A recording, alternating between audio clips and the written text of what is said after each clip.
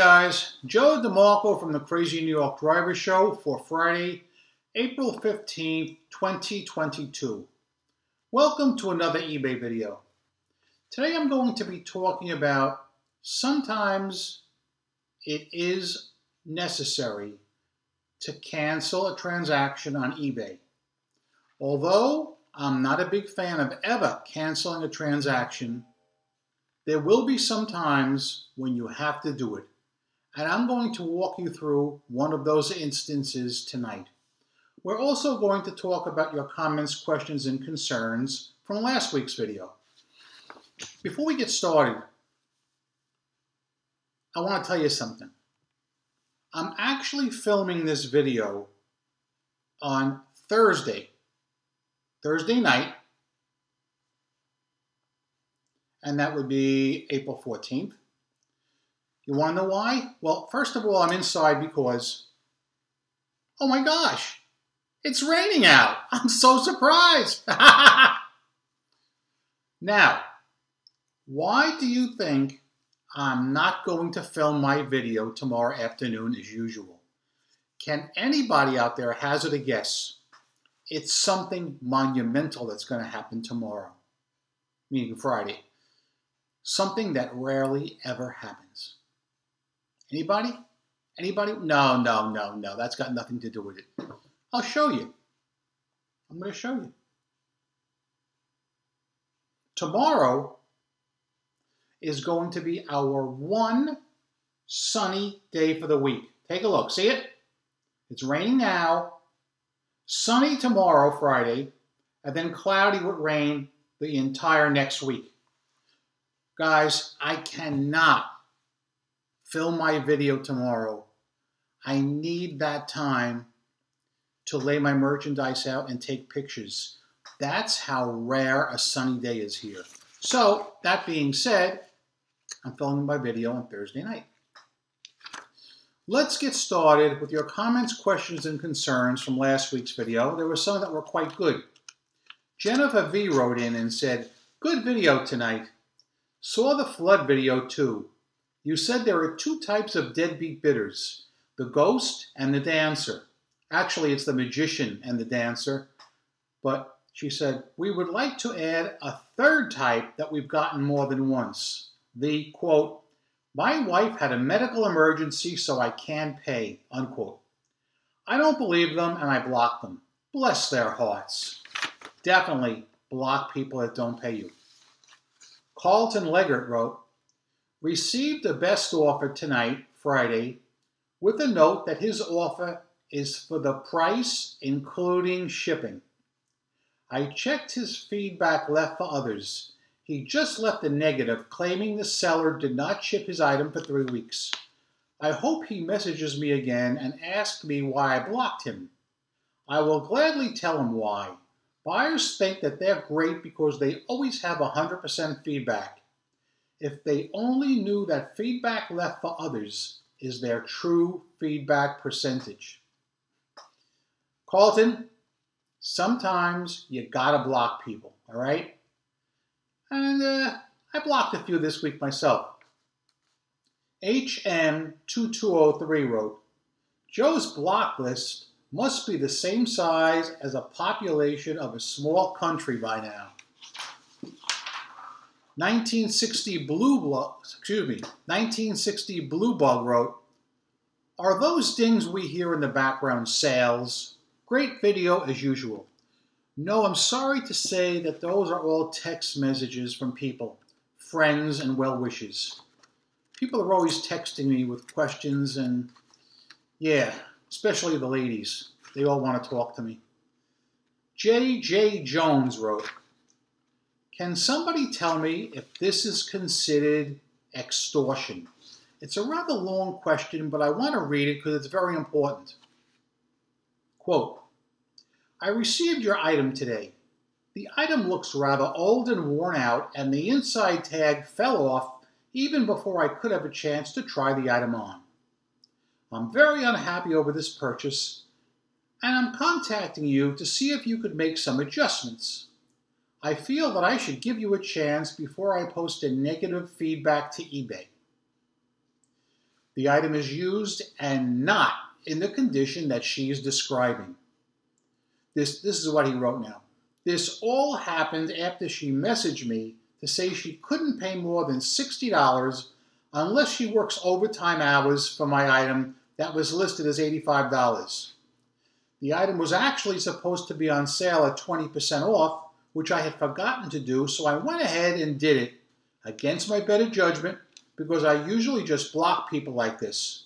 I messaged her back and I said, yes, I put it on sale. Not quite as low as you want, but it's $68 plus shipping. She buys it, and literally the hour that she received it in, she sends me the above message. She may have even messaged me before it arrived at her house. I told her she could either get $8 off to meet her asking price, or she could just return it, even though I don't offer returns. She gets nice and snippy with me and then ignores me for 5 days and contacts me back and says she's going to go ahead and send it back, but she doesn't seem to want it to go through the eBay system. I told her she waited quite a while to decide, and then she threatens me again and says, any more comments like that, and I'll go ahead and just leave the negative feedback. Frankly, I'm at 100%. I have 0 returns and 0 defects, and I honestly just feel like saying, F you, go ahead and leave the negative so I can leave a response and the world can see what an awful person you are. I noticed on her feedback that somebody had done the exact same thing to her that she's trying to do to me. I feel like if I just tell her to F off and she sent it back, not as described, that I can just report it as feedback extortion and have it removed. Even if I don't, it'll be worth it just to have a red mark on her buying side. P.S. I even added a couple of extra items for this ingrate biatch. Now, before I make my comments on this, Dennis Copper wrote in with some comments. I want to read them first. Dennis wrote, yes, that's feedback extortion. eBay will remove the negative feedback. A few things you did wrong. Number 1, you ignored your own better judgment. You played around with the price. You offered the bad buyer more money back and kept responding back in messages to the bad buyer. All of these things should not be done. Let the bad buyer return the item through eBay only. Can I say that any louder? Also, stop talking to this person. Move on to better buyers. People like this are trash. They don't deserve your time or energy. They think they own you because they bought something from you. Prove them wrong. Dennis Copper has said it so eloquently that I really don't even need to address your concern. But as I said, I agree totally with what Dennis said. You listed your item truthfully and correctly for a reasonable price, and if they want to send it back, that's their business. They can send it back. But it's got to be done through the eBay system. Now, I read the thread in this particular comment as it goes down the line, and the person wrote in, the original poster wrote in and said, I believe that this person sent the item back outside of the eBay return system, meaning she took it upon herself to go get a label with tracking and send it through the post office to this person's residence or business, and this person now is not sure what to do. I say do nothing. All eBay returns must be done through the eBay system. We all know that eBay bends over backwards to help buyers. But there are some, not a lot, there are some good seller protections in place. And one of them is that returns must be done through the eBay system. I am fanatical about that. I have talked years over how I've received items unsolicited back with, give me a refund, written out in hand. No way. You return to the eBay system, you get your money back. That's the way it's done. Something happened to me 2 weeks ago that that bears reference to this case, feedback extortion. This person is very lucky, and I'm saying this person because I can't remember who the person is. I got to stop here and I got to read. J.J. Jones. J.J., you're very lucky that the person at least contacted you through eBay and played the feedback extortion there, because eBay will remove it. All right? They're very good with that. I give eBay top marks on removing bad feedback for feedback extortion.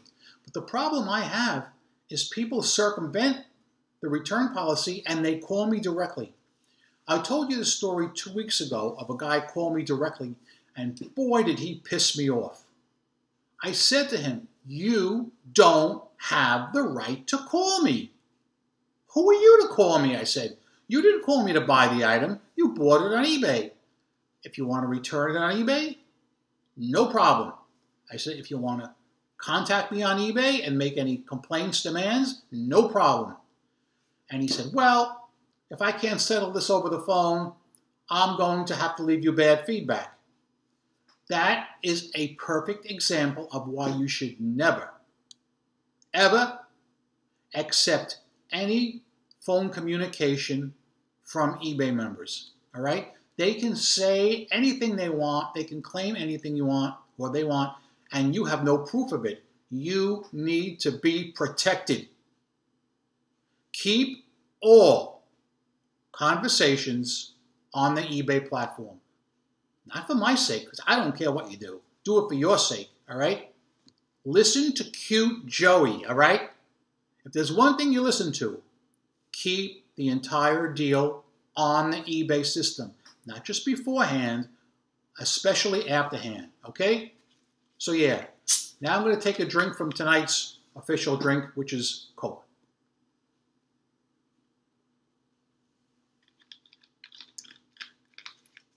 Next topic, canceling transactions. I am a big opponent of canceling transactions, especially when eBay shows them the same item from another seller cheaper. But I encountered a very unique situation this week where I actually had to cancel. And I'll explain why. I think you'll find this very interesting. And unfortunately, most of you guys, or maybe fortunately for you, you'll never have to worry about this. This is something that's basically germane to eBay Motors.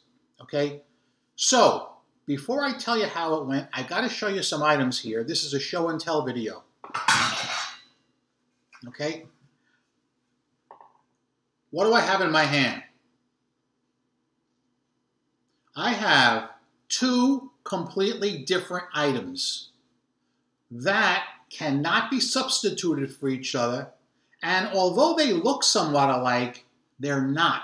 They're not even for the same car! You can tell now when I hold them this way. See it? Look, this one is smaller. You can see that. All right? This one measures 9.5 inches across, and it's for a small car called a Ford Fairlane. This one measures 10.5 inches across, and it's for the large full-size Ford Galaxy.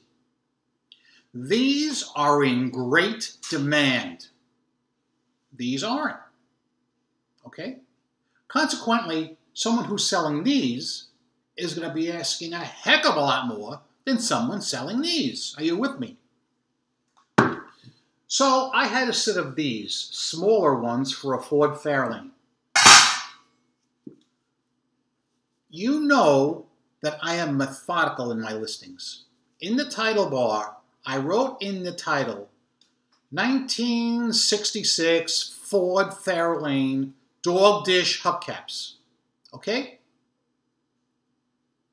Ford Fairlane! Not Ford Galaxy. Ford freaking Fairlane. In the description, I wrote, these measure 9.5 inches across and only fit the Ford freaking Fairlane. Please be sure you have a Ford Fairlane. Okay? I will not accept cancellations under any conditions, blah, blah, blah, blah, blah. Okay. Within an hour, a guy messages me. He didn't buy the item and says, will these fit a Ford Galaxy? I said, sir, it clearly says in the description, these do not fit a Ford Galaxy. And I copied and pasted the description. Okay? Now, that guy at least asked before he made the purchase. I don't have a problem with him. I mean, the guy must be blind as a bat for not seeing the listing description, but still in all, I can deal with him. A couple of hours later, I go to bed. I wake up the next morning to A, a sale, and B, a message from the buyer. Now, you know where this is going. The guy did the buy it now on the Ford Fairlane dog dishes, had to pay right away because I require immediate payment, and then sometime thereafter in the middle of the night while I'm sleeping, wrote to me and said, I just bought the Ford Fairlane dog dish hubcaps, and I didn't realize at the time that they were the smaller 9.5-inch ones. I need the 10.5-inch ones. So go ahead and cancel my sale. I mean, that is the stupidest person, one of the stupidest people walking the earth. Are you familiar with Cro-Magnon man? I'm sure you studied this in 6th grade. Early man, okay? That's what I picture this guy as looking as. A Neanderthal, carrying a club, wearing that one-strap shirt. I just don't get it, okay? He didn't see it says 9.5 inches. He didn't see Ford Fairlane. And apparently he didn't see I don't cancel transactions for any reason. But now here's my problem.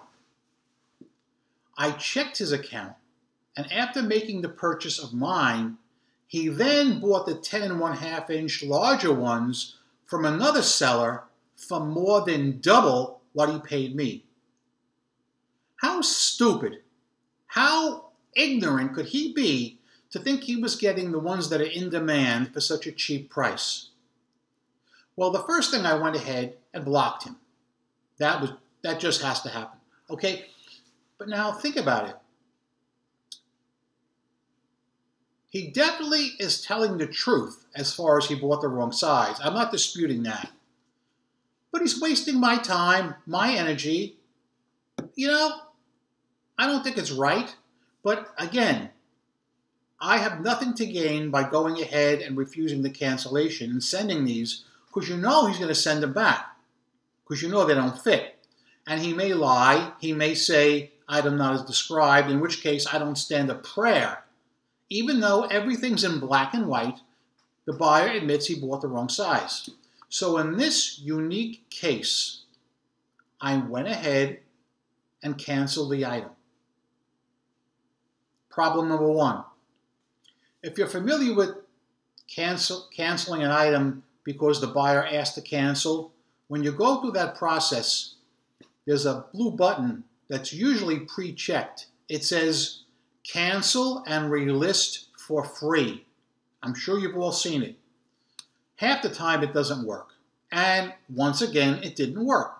So, I got screwed over on that. But,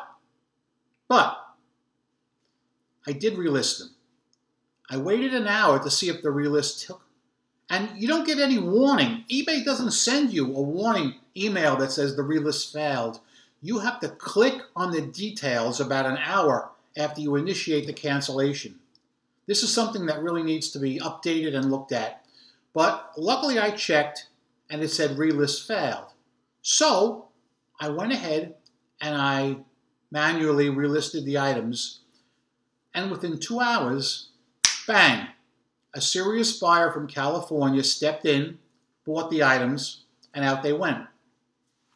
Sure, I hope he's got a Ford Fairlane and not a Ford Galaxy, but I looked at him, he's an experienced eBayer. So here's hoping. So I thought you guys would find that very interesting. One of the few times that I realized I had to cancel. I really didn't have a choice in the matter. There was nothing to gain. by sending the buyer items that he cannot possibly use.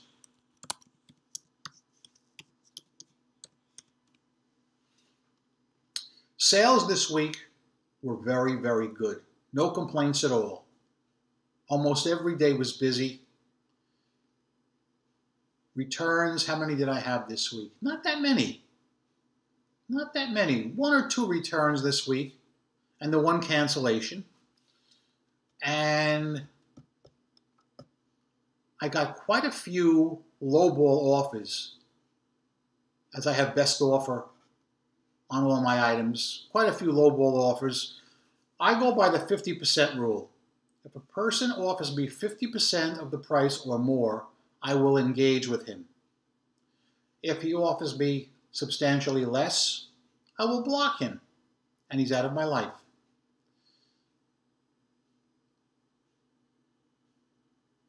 I'm noticing a trend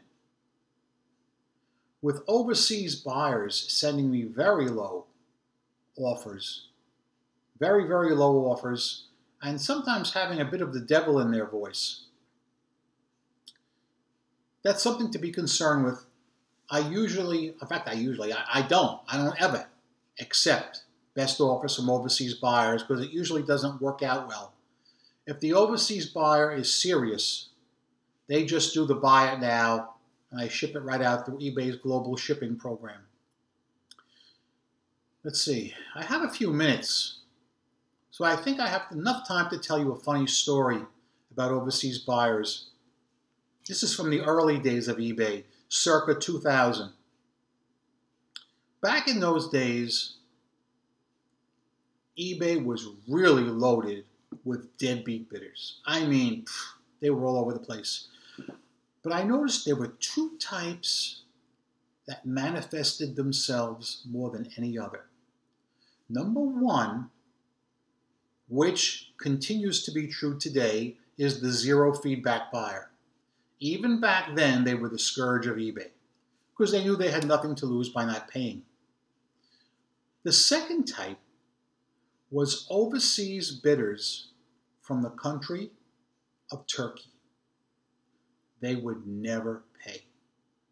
It got to such a point that I had a disclaimer in all my listings. And it said something like this, because back then, remember, I was doing auctions. Everything was an auction back then. So I didn't have as much control over my buyers as we do today. I wrote, please do not bid if you have zero feedback or if you're from the country of Turkey.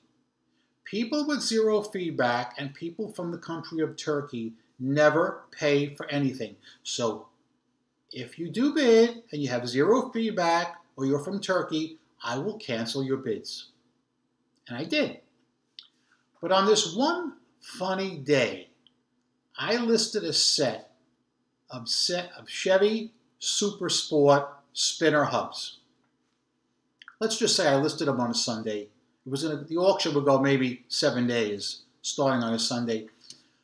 And I checked it midweek.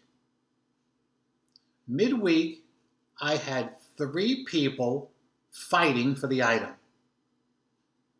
But guess what? All 3 people had zero feedback, and all 3 of those zero feedbackers lived in Turkey. I swear on my life, I could not make this up. Boy, oh boy, did I cancel those 3 really quick and block all 3 of them. To this day, I will never forget that. That is a true story from the annals of my eBay career. So I think that's all I'm going to talk about tonight. I don't like to go over half an hour. So, yeah. That being said, I'm Crazy New York Driver, and you're not. Thank you for watching my eBay video. Every Friday night, I make these eBay videos to help you try and stay successful as an eBay seller. If you think I'm doing a good job, please leave me a thumbs up. It tells me I'm on point and appreciated. If you don't think I did a good job, tell me what you want me to hit up next week, and the chances are pretty good I'll be reading your comment live on the Crazy New York Driver Show. That being said, go out there, make a ton of money on eBay, rock on, and peace! And that's basically it, guys. Basically it.